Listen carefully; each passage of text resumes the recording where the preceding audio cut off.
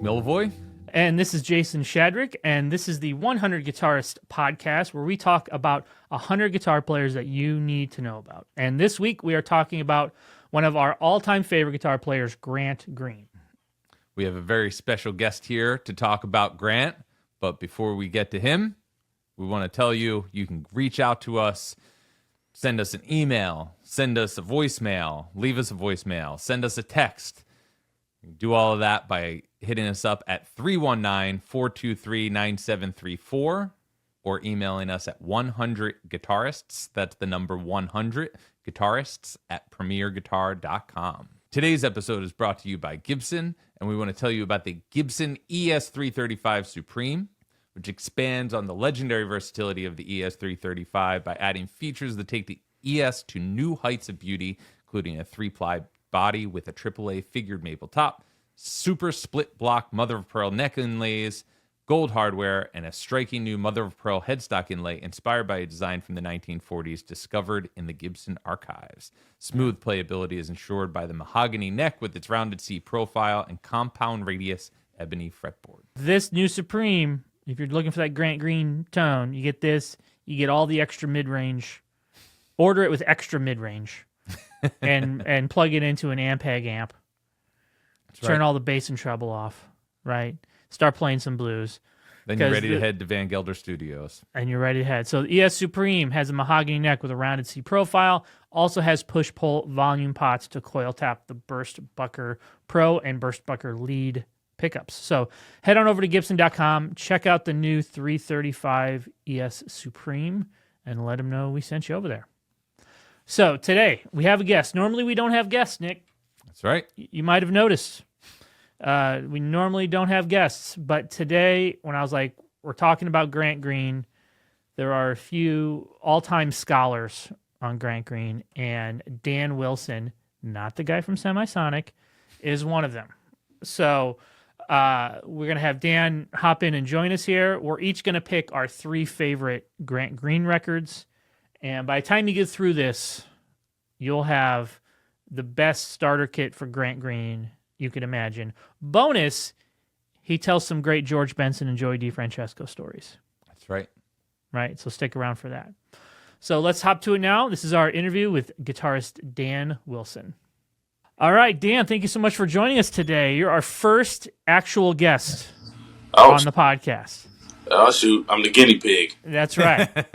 And I knew when I saw Grant Green come up on our list of cats we need to talk to, I said, there's only a few people I'd want to talk to, and you're on the short list, my friend, short list. Oh, shoot. Thank you, man. Because I know one time we were talking and I mentioned Grant Green. It's like, we don't have time for that right now.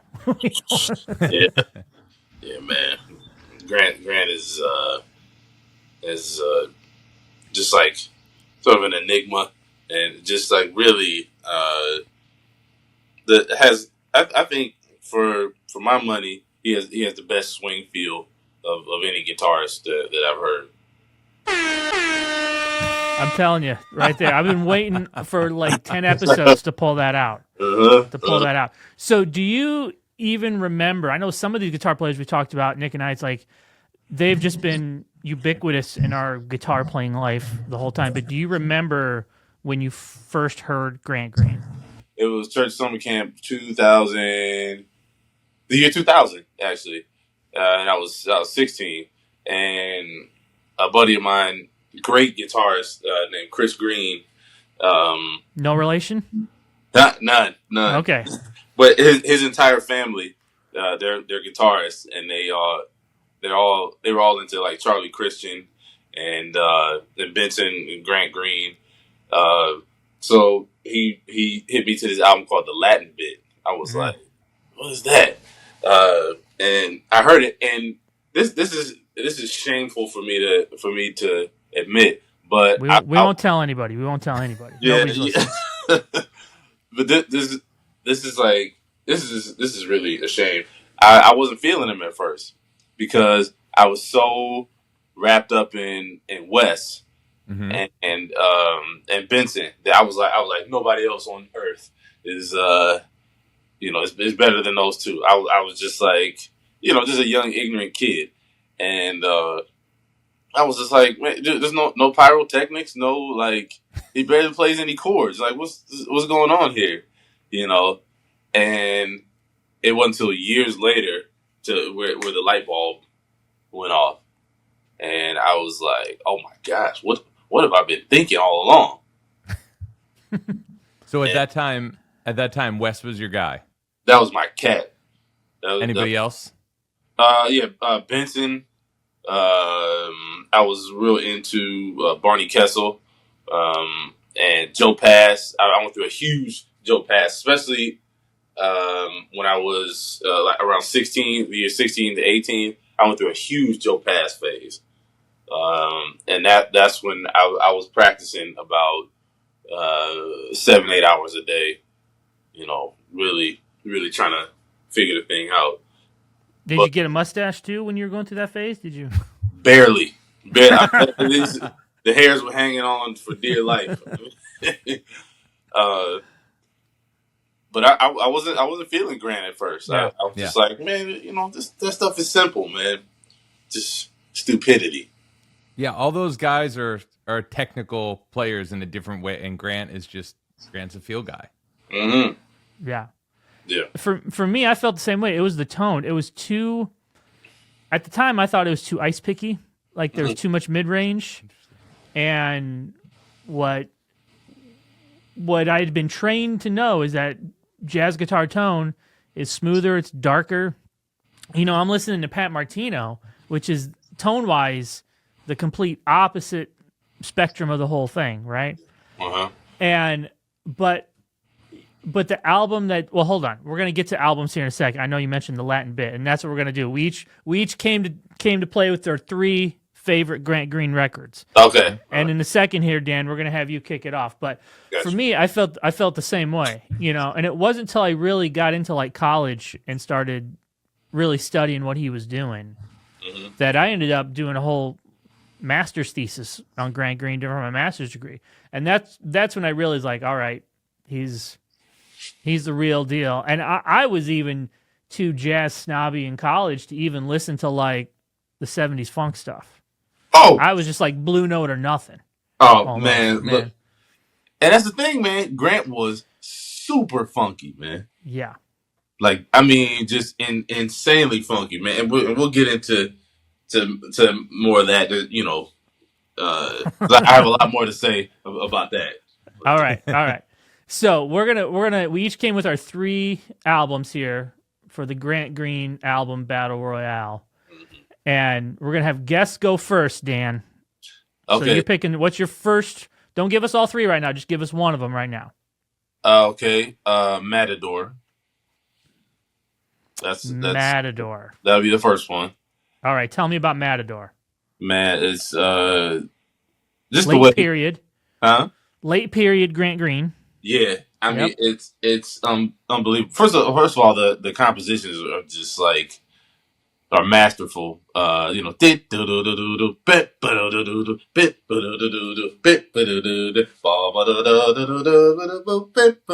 And the way he plays with Elvin is something spectacular. And you know, McCoy is just unbelievable on that record. But especially the way Grant kind of floats on top of the rhythm section. You know, like. Elvin has that, you know, that slow to medium tempo. When he's down in there, it's just like the greatest feeling in the world. And Grant just sits perfectly on top of that. And everything he plays has a purpose. I mean, it's just this swingingest guitar playing that I've heard. I mean, it's just like, especially it's just where he sits on the beat, you know, and the way he's able to, he has that, we used to call it that snap, crackle, and pop. You know, there are some people who play, you know, more legato, which is cool. You know, Matheny's one of those guys. He's more of a legato player. But for me, you know, since I started as a drummer, I like to hear that more percussive attack. You know. And Kurt is another guy that plays more legato. Yeah. And it's like it's killing. But Kurt for what? Rosenwinkel. Kurt Rosenwinkel. But for what resonates with me, what immediately resonates with me, I need to hear some snap, crackle, and pop. Something that gets me going in that way. And he had such a distinct pick attack too. I think part of that was so much mid range in his sound. I remember somewhere Benson was saying that Grant would just turn his bass and treble all the way off on the amp and just have it be all mid range. Wow. Well, first of all, I talked to George yesterday, man, just to on my way up to Pittsburgh. He's like, "Oh, you going to my hometown, man?" Yeah. I call him every couple of months just to let him know, just remind him that he's my hero. He's the greatest that ever lived, and he said something that tripped me out about Grant. He was like, "Man, that Grant cut West." I was like, that's my hero. I don't want to be like, are you sure about that? But and this is years ago. And he was like, "Yeah, man, Grant. I've seen Grant cut West, man." And then he started singing the solo from Miss Ann's Tempo. Sang the whole solo, and I was just sitting there like, is this happening right now? But I I can understand, why he would say that, because if you listen to early George, especially on the McDuff records and and It's Uptown, you can hear the heavy Grant influence. Also Hank Garland, but you can hear a super heavy Grant influence, because George is a field guy. He just happens to have all the pyrotechnics for 7 lifetimes. Yeah. Well, it's funny you talk about. There's this video. Unfortunately, there's not a lot of video of Grant out there, but there's one video of him playing with Barney Kessel and Kenny Burrell, right? Yeah. And they're doing like a medium tempo blues.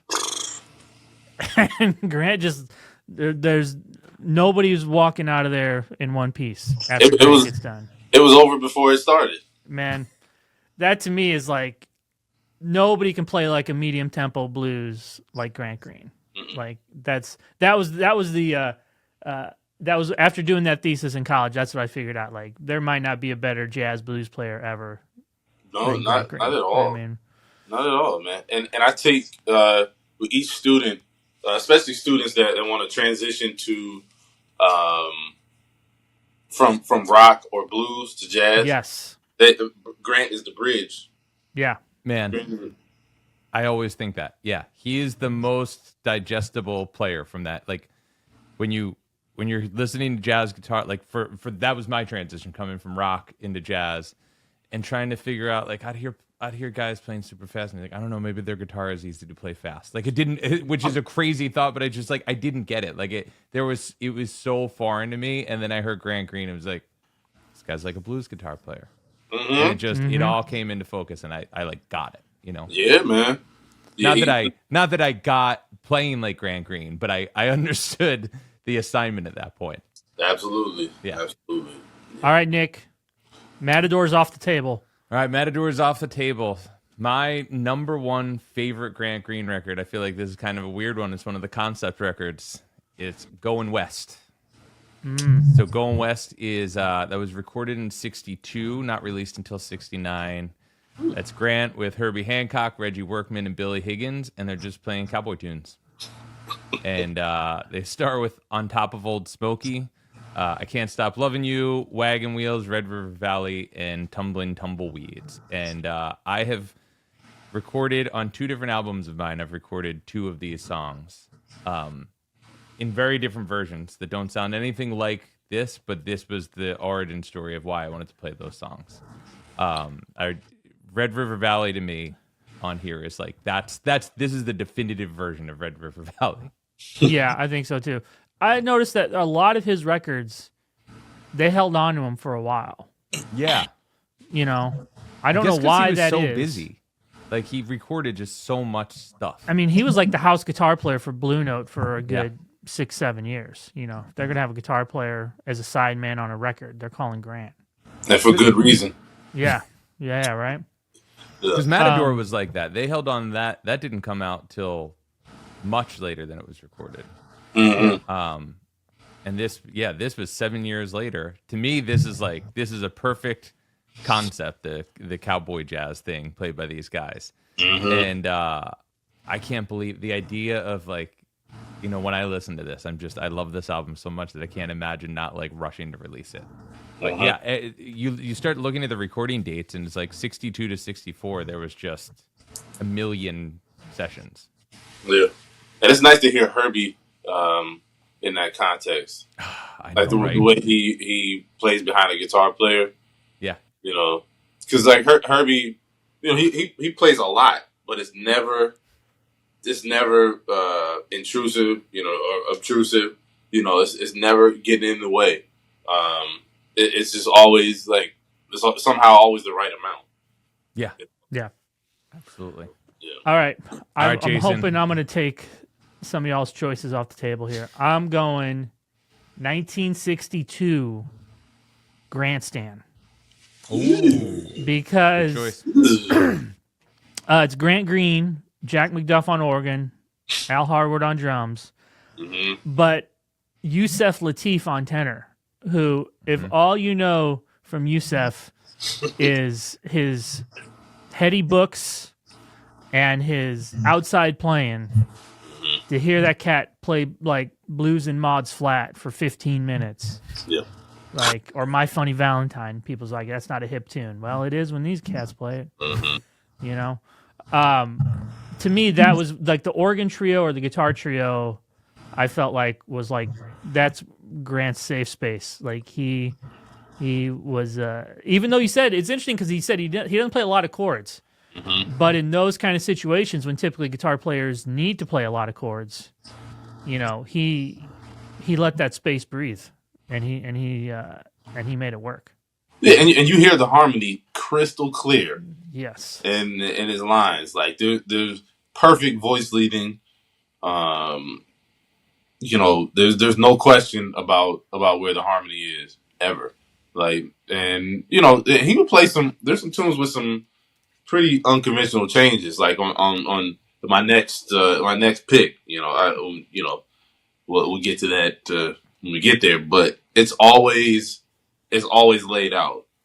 The harmony is always laid out, which is why I think he's such a great bridge for rock players or blues players who might not be thinking about voice leading as heavily as jazz musicians. All right, Dan. Next up, we got 3 off the table already. Yeah. I'm gonna go Idle Moments. That's bound to come up at some point. Man, that the way he starts off his solo on what's his name of that tune? Jean de Flor. Jean de Flor, yep. The way he starts off that solo is like it's like off to the races, and Al Harewood, like the relationship between Grant and Al Harewood's bride symbol is something I think that could be like a doctoral thesis. Yeah. You know, because a lot of times like Al's just playing quarter notes. Ding, ding, ding, ding, ding, ding, ding. And it's kind of on par with Jimmy Cobb's quarter note. You know? It's just like he doesn't even hardly need to do ding, ding, ding, ding, ding, ding. He can just ding, ding, ding, ding, ding. And Grant is boo, boo, you know, snap, crackle, and pop the whole way. The whole way. I like that there's two versions of Jean de Flor on the reissue. Yeah, yeah. So this was recorded 63, released in 65. Van Gelder. Relatively speaking, that's a quick turnaround in his catalog. Yeah, in his count. And it's a bigger group. It's Joe Henderson, Duke Pearson, Bobby Hutcherson, Bob Crenshaw, and Al Harewood on drums, like you said. Joe sounds great on this. Man, Joe was killing on that. And it's interesting to hear Bobby in that context too, because he's like, Grant is right in the middle of the beat. Joe is a tiny bit behind, on purpose. And Bobby's really forward on the beat, so it's nice to hear kind of that push and pull, and you can hear Duke Pearson's influence throughout the whole process, like the way he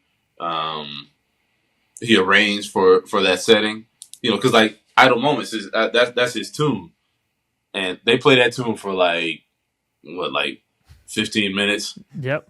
They open the album with dim dim dim dim dim dim dim, and Al Harewood does not move from there for the entire 15 minutes.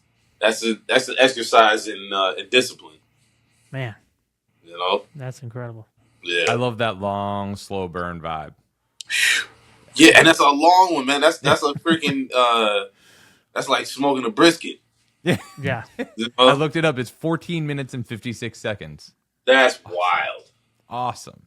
Yeah, and it doesn't move from here either. Yeah. That's an adult tempo. That's right. All right, Nick. All right, you mentioned it, but you didn't pick it, so I'm going to pick it, the Latin bit. I got it. I think you can see now I'm picking the country album. Now I'm a sucker for his concept thing. And that was recorded in 2 different sessions. They were pretty far apart. So I don't know the full story of this album. I didn't think about this till now, but I don't know if it was like they comped it together later and said like, here's a concept for a record, or if he said, I'm going to make a Latin album. But like, for me, the track on there, I mean, I love the whole album, but Besame Mucho, that version is so hip. The rhythm vibe is so great. I'm a real sucker for like jazz ensemble plus percussion, and the whole record, it's so it's guitar, sax, piano, bass, drums, and then there's 2 other percussionists that are on most of the tracks. And so it's like, what's that? Is that Willie Bobo and Patato? Patato on conga and Bobo on drums, yep. Yeah. And then Garvin Massot is also playing percussion too. And I just think, it really like highlights Grant's rhythm vibe. Like him being in an extended rhythm section sound, like he's right in there with those guys, and I love it so much. Yeah. I think a lot about his sound on anything. I think here it's like there's a different space around his sound because of the ensemble. And I'm always, when I'm listening to Grant, I'm always thinking about his tone too, and just how unique he is in the world of jazz guitar. You were talking about that, like that's the snap crackle. That's part of the snap crackle and pop formula, right? Is his sound.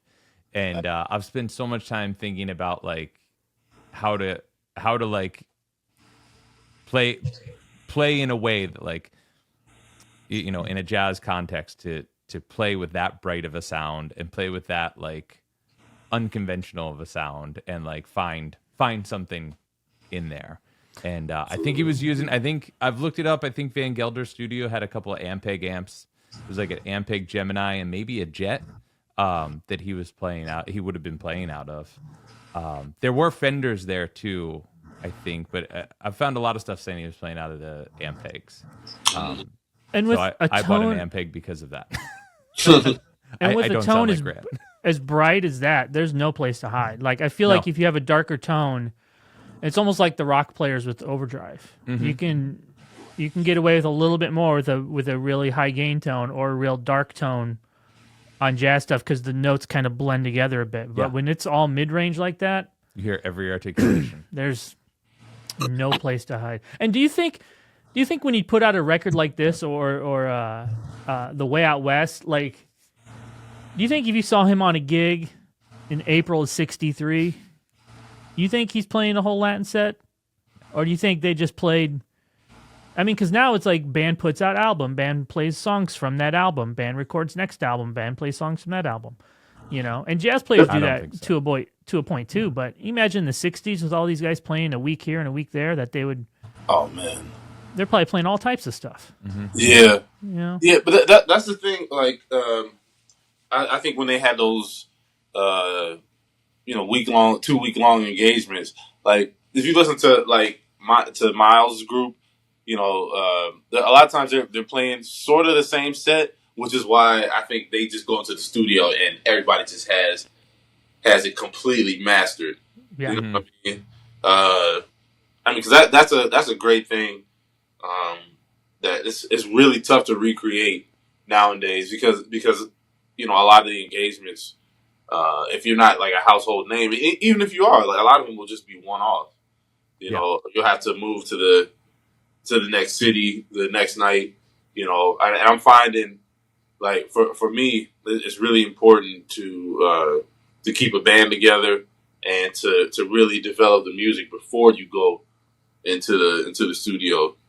That's what touring means to me. Like, how can we develop this concept? How we can find as many places to play to develop this concept. So I think these guys, since there were a ton of clubs at the time, I think they were just like mastering the sets. But I mean, there definitely has to come a point where it's like, man, I've been playing the same stuff. Let's try something. Let's try something new. Yeah. But yeah, it's tough to say because we weren't there. All right, I have left field. I'm coming out left field on this one. Okay. Search for the New Land with Lee Morgan. Whoa. Oh.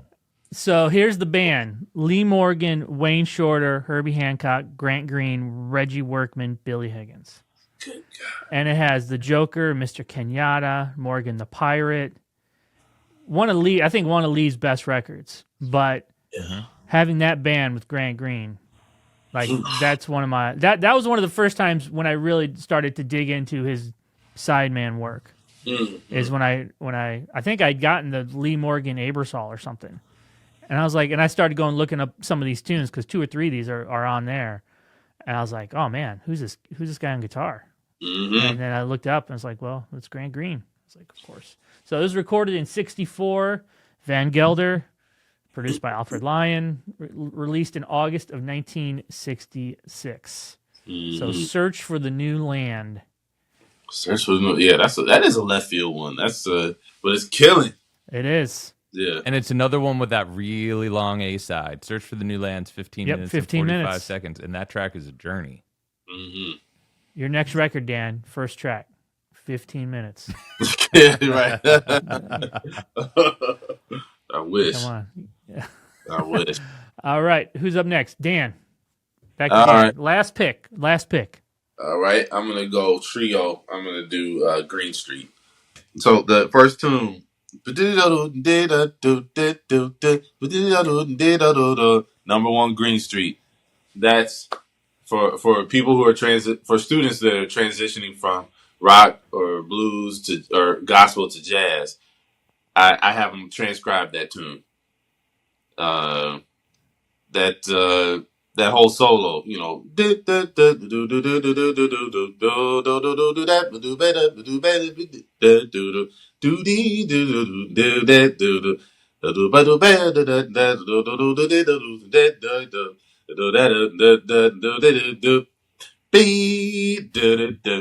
a snap, crackle, pop. It has all the harmonic interest, all the blues in there. Perfect voice leading. You can hear every chord change. There's some upper structure. There's all the extensions. It has all the stuff there. And so I have students transcribe that. I have them learn it by ear, and we talk about why everything that he plays works. Over the harmony. The rhythmic placement, and I have them write it out. So, and it's just like, and then we transition from there to, okay, how can we use these ideas in other standards? So it's in B flat. So after they master that, we start playing Autumn Leaves, and so it's in the relative minor, right? So all of those ideas translate. All you have to do is really just move them, to the relative minor. That 2-5-1 lick, that translates perfectly to the relative minor. So then, the autumn leaves, you're by my window. Then you play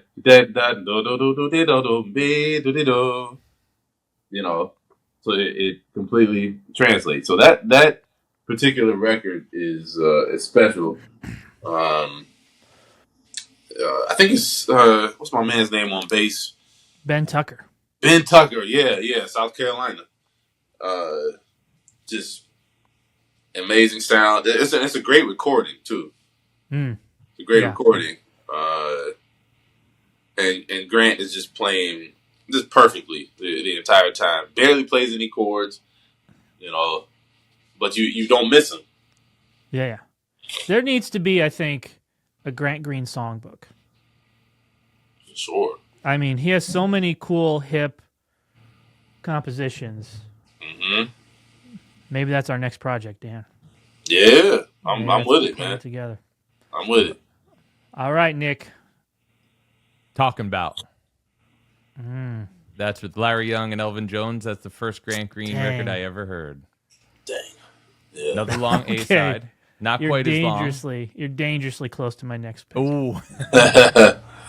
First tune is Talking About JC, which is JC is John Coltrane. That's a Larry Young tune. And then they play People, the ballad. And that transition, I mean, the first track is just like rip roaring.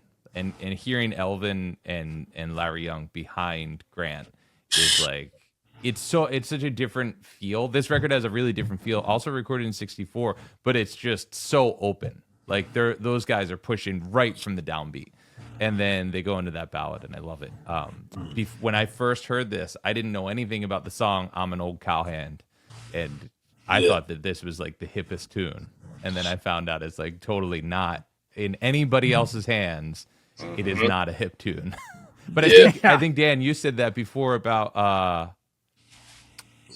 what song was it? Another song that it's like he can take like a square tune and just make it so deep and so hip, and that was this. I transcribed this, I started playing this, and then like I'd bring it to people like, let's play this, and be like, oh, and I'd be like, oh, what?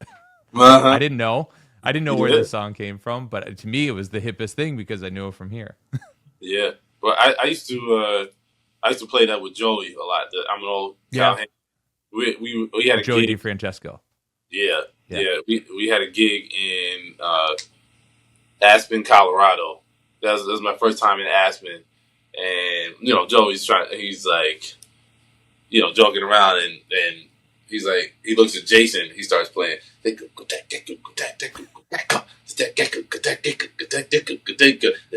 Joey. I didn't know the tune at first. I was like, "What is this?" But something about the tune, it was like, and he played the Grant Green version. Yeah. And the crowd went nuts. That's awesome. Yeah, man. It was just like that's a great memory for me. And just knowing that Elvin and Larry Young, kind of set the standard for that. Just really, it was nice to be a part of.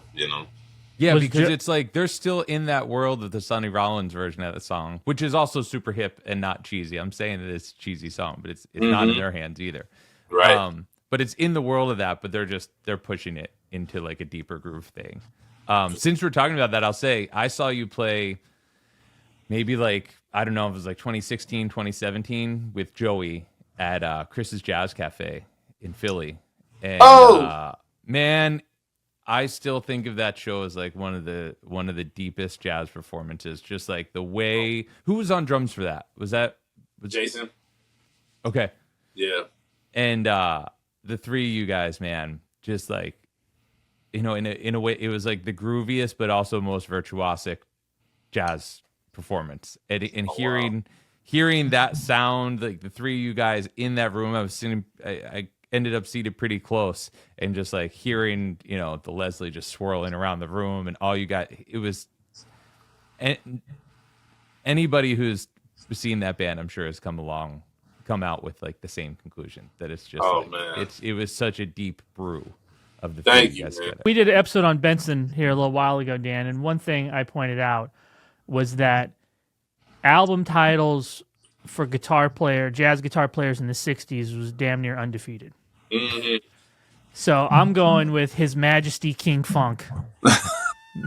Because, like you said, like with Wes, the incredible jazz guitar of Wes Montgomery. You think that was his idea? I don't know. But he's like, yeah, let's do it. Hey. Yeah. Or what's Benson's one? Giblet Gravy? No. The one where he talks about, shoot. It's not a cookbook. He has one like that too. Bad Benson or Bad Benson. Bad. Hold on, we'll get it. The new boss guitar of George Benson, right? Oh yeah. You're coming out. That's your first record. You're like, people. Ambitious. You're like, there's no chill in those album titles. At all. So His Majesty King Funk, Harold Vick, Larry Young again on organ, which Ben Dixon on drums, Candido Camaro on bongos. Mm-hmm. So it has kind of a little bit of that Latin stuff from the Latin bit, because this was recorded 65, so I think maybe right after, or it could even have been in between the Latin bit sessions, maybe. Mm-hmm. Another great Grant Green tune, Selma March. Maybe the second most famous jazz tune about a cantaloupe. No, Cantaloupe Woman? Cantaloupe Woman, yep. Yeah. And Daddy Grapes, so a lot of fruit references in this record. They must have had good catering at the studio. Yeah. Right. And Creed Taylor produced this at Van Gelder Studios up in England. Have you ever been to Van Gelder Studios? I haven't. No. I wish, man. I heard all about it, but Never got been up there. Mm. But this one, doesn't start off with a 15-minute opus. But this, I think, is really, 65. This was one of the turning points, I think, for what the stuff he was going to do in the 70s with the real straight up. And when you listen to like modern bands like Lettuce, like some of these Galactic and stuff, and then you go back and listen to like Live at the Mozambique or some of those live 70s records, you're like, well, there it is. There it is. Yeah, and shout out to Ronnie Foster. That's my man. I've been, ever since I played Joey's Memorial last year, we've been keeping in contact, and he's got stories about Grant Green, about playing with Grant Green. He's like, oh yeah, that's me on Alive. I said, what? And he was like, he was young, man. He was super young and just killing, man. And the way, I don't mean to take it away from your album pick, but I had to put that bonus one in there. Oh yeah, because Ronnie is smacking on that, and the way Grant plays over a funk groove, man. It just shows that he could take any feel and make it work for him. Yep. If it's swinging, but when it's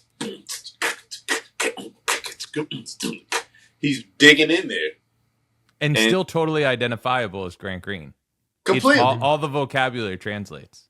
Yeah, man. And that's a cool thing. And that's one of the things I think that translated to, or that was passed to George Benson. Mm-hmm. You know, his ability. You know, if it's swinging, he's like, cool. I'm right there with you. You know, Grady Tate or whoever's on drums. Even Al Harewood on that live at the Casa Caribe. Mm. You know, Oh yeah. he's right in there with that ride cymbal. But as soon as you know, I mean, I challenge any guitar player to it's worth his or her salt to maintain a feel in any situation. You know, whether it be jazz or funk or over the Latin groove or whatever groove is being played. You know, the way they interpret it, any groove, is just masterful to me. Dig it. Well, I think we got through it. We got 9 records here. That if you want to really get into Grant Green, I think that covers just about everything you could imagine with Grant. So, Dan, thank you so much for hanging with us this morning. What are you up to now? Thank you, Dan. Yeah, what do you got going on now that people can check you out at? Oh man, let's see. I will be at the San Jose Jazz Festival with organist Brian Ho and drummer Byron Landon. That'll be my first time playing with Byron, so I'm like pretty pumped with that. That's August 11th.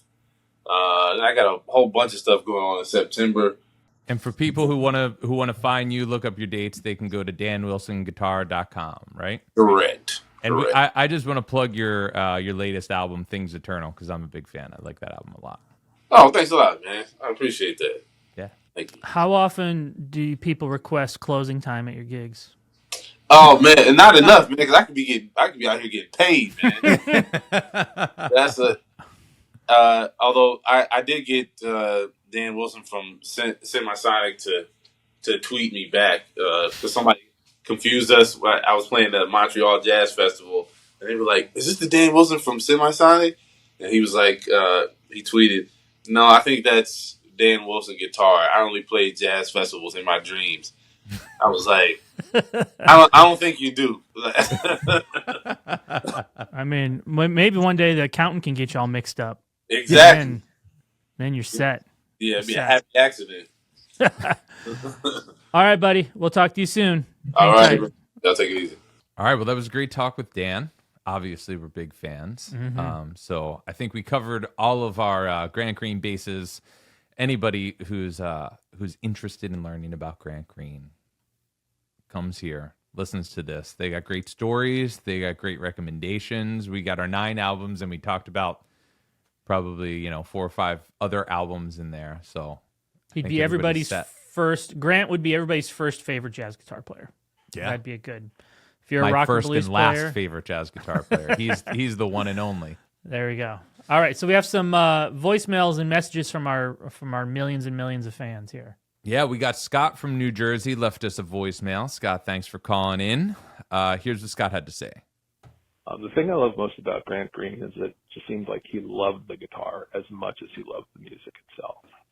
A lot of other guitarists of the jazz idiom of the day are using that dark rolled off tone, reproducing a lot of horn lines and things of that nature, where he just seemed to play guitars and have a much brasher, still round and warm, but a bright and more aggressive tone and attack.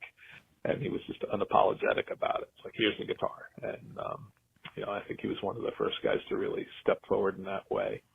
So that's what I think about when I hear Grant Green. Also too, I distinctly remember the first time that I heard the Matador and just being completely blown away. It's like just such a fresh voice and something that I hadn't heard before with jazz guitar, and especially at that time. So thanks so much. All right, another vote for the Matador. Yeah, right. All right. I'd say that's a sleeper, but not really. That's a great album. All right, we also have a message here from Jamie Arendt. Sorry if I'm getting your pronunciation of your last name wrong. He wrote to us, Grant Green was a pivotal figure in my guitar development. The first full solo I ever transcribed was Grant Green's Cool Blues. Me too. Through that solo, I realized that Grant Green is the perfect guitarist to transcribe when looking to acquire jazz vocabulary. Every single note is played at exactly the right time with a perfect blend of bebop vocabulary that outlines the chord changes mixed with expressive blues lines. His playing doesn't have the speed and technical flash of George Benson or the complex block chord soloing approach of Wes Montgomery, but each solo contains horn-like lines that display the harmony of the song while remaining swinging and soulful. Grant didn't play many chords rather than thinking of himself as a horn player. This unique approach made him a top call sideman on many classic Blue Note records, where his guitar blended beautifully playing melodies with horn players. His 70s funky records are also super important in demonstrating how a guitar can convey the blues aesthetic with double stop slides and trills without use of bending. Jamie has spent some time with Grant Green. I can tell you that Jamie right is now. familiar with Grant. Yeah, Jamie's I agree. one of us. One of us. Thank you, Jamie. That's right. All right, you can get at us. Drop us an email at 100guitarists at premierguitar.com. Or you can text us. Leave a voicemail, 319-423-9734. And also, if you don't want to look at our faces while listening to us, we do have an audio-only version of this that you can get on Spotify and Apple Podcasts and anywhere else you download podcasts. All right. Did we hit it, Nick? I think we got it. All right. We'll see everybody next week.